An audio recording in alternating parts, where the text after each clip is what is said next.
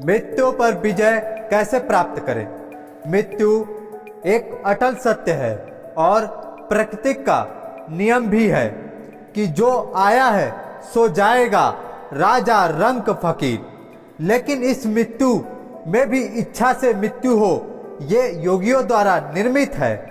हम अपने मृत्यु के भय से किस प्रकार बच सके, तो आइए ये जानने के लिए अगर आपने अभी तक हमारे आध्यात्मिक फैक्ट्स चैनल को सब्सक्राइब नहीं किया है तो प्लीज आप चैनल को सब्सक्राइब करें और बेल आइकन को अवश्य दबाएं ताकि आप हमारे वीडियो का नोटिफिकेशन पहले आपको प्राप्त हो।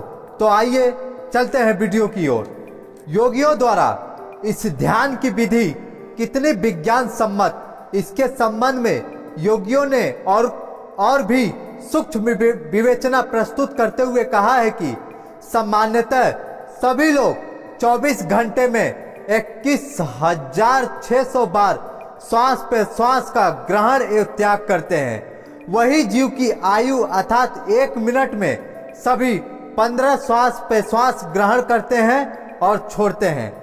इसी क्रम में जीव की आयु क्षीण हो रही है। जब भी श्वास की पूंजी शेष या समाप्त हो जाती है तभी जीव की मृत्यु होती है। किंतु एक प्राणायाम में 44 सेकंड का समय लगता है। इसके अनुसार योगी 24 घंटे में लगभग 1864 या 2000 प्राणायाम करते हैं। तात्पर्य यह है कि योगी 24 घंटे में मात्र 2000 श्वास प्रश्वास का ग्रहण एवं त्याग करते हैं, किंतु साधारण आदमी 21,600 बार सांस लेता है और छोड़ता है। प्राणायाम करते करते योगी जब निश्चल अवस्था प्राप्त कर लेते हैं तब उनके श्वास पे श्वास में किसी प्रकार की गति नहीं रहती। जब योगी 6 चक्रों में मन ना देकर स्वयं क्रिया होगी तभी सब कुछ बता सकोगे।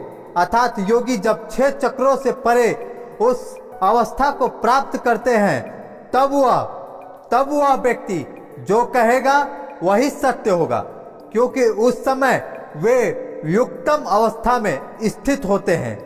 इस प्रकार कुंभक होने पर योगी इच्छा मृत्यु की अवस्था प्राप्त होती है।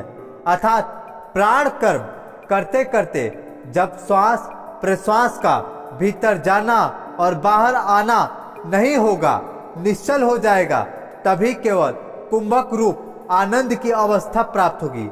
भगवान श्री कृष्ण ने गीता में कहा है कि नास्ति बुद्धि युक्तस्य ना च युक्तस्य भावना।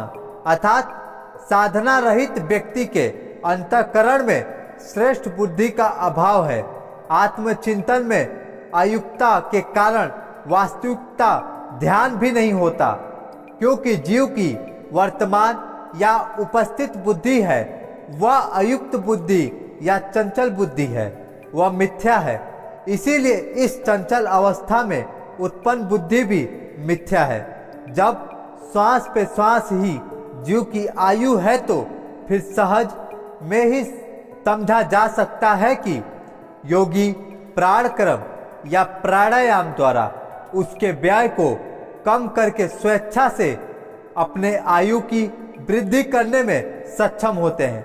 जो जितना भी अधिक ध्यान करेंगे वे उतने ही दीर्घजीवी एवं सुंदर स्वास्थ्य के अधिकारी होंगे।